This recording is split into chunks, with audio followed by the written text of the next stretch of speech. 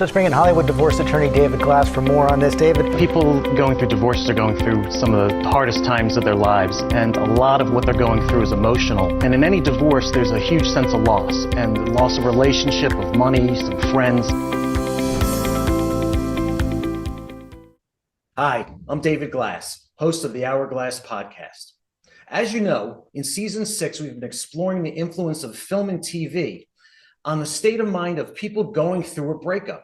And we're doing that by interviewing people behind the scenes. We're learning that some people like to watch sad films and TV shows to try and get rid of all their bad feelings. And we're learning that people at the other end of the paradigm don't want to deal with the bad feelings of a bad breakup and simply go into comedy to try and lift their spirits. But today, our focus is mainly on comedy. And what better guest than the 3 comedic geniuses, Jerry Zucker, Jim Abrahams, and David Zucker.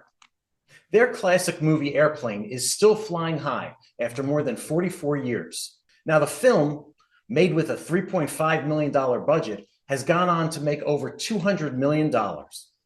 With its rave reviews in the trades and so many questions from its fans, it prompted the need for a book. And the 3 of them recently wrote Surely You Can't Be Serious, The True Story of Airplane. It was released late last year. And in it, they share the story of the origin, inspiration, and making of the film, along with many of the backstories behind the scenes. Naturally, the story is told in their typical hilarious comedic style. We're going to learn about David and Jim and Jerry's start in Madison, Wisconsin, and the birth of their comedy organization, Kentucky Fried Theater. We're going to learn how they brought their brand to LA in 1972 to not only offer live stage performances, but how they soon ventured into film. Along with the film and the book, I plan to ask them about their careers after that smash hit. They went on to do The Naked Gun and Police Squad. One of them went on to produce Ghost. 2 of them went on to produce Scary Movie. We're also going to learn from them how they themselves got through tough breakups and how one of them has managed to be in a marriage for 30 years and what he's found successful. We're certainly lucky that all 3 could be with us today. So grab your favorite beverage and a tub of popcorn and sit back and enjoy not only their story, but their wisdom and wit. So you guys, can you tell me about how the 3 of you first met? Where did you meet? What were the circumstances? David and I met when Jerry was 1 hour old. Yeah. Mom and Dad brought me home to meet David. First thing. And that was Jerry. And I said, I hope this guy's funny because it'll help my career. He auditioned me right off the bat. Yeah, right off the bat. He auditioned me. Yeah. And he just took a shit all over me. And I said, well, that's funny. I guess that's his idea of a joke. Yeah. And from then on, we've been doing poop jokes. So, it's good. No, Jim, we met when we were older. Yeah.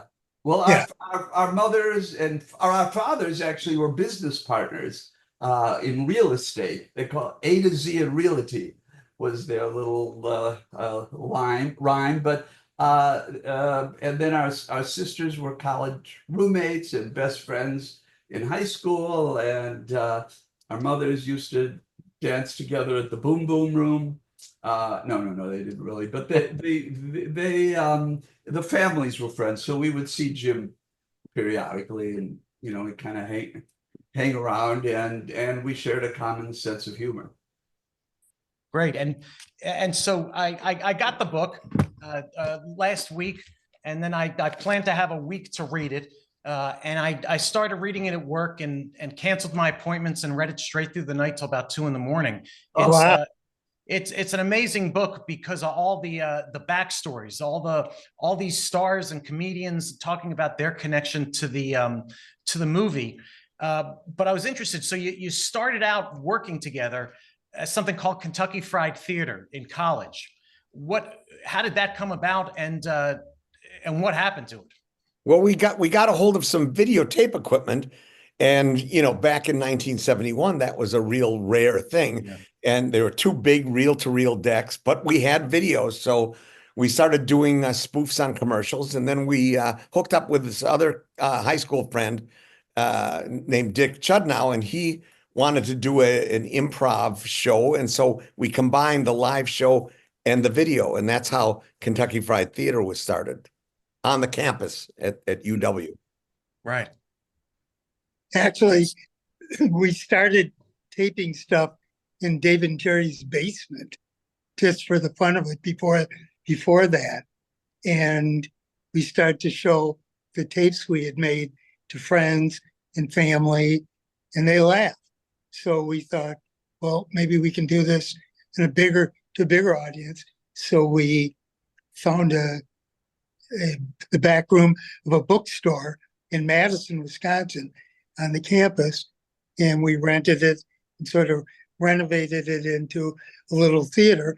And we showed our videos, and we did some improv stuff, and people laughed. So we kept it going. And it was successful enough that after a year, we decided to move to Los Angeles. Right, and you moved the whole theater with you, essentially. Right. The stage, the wood, the chairs, everything.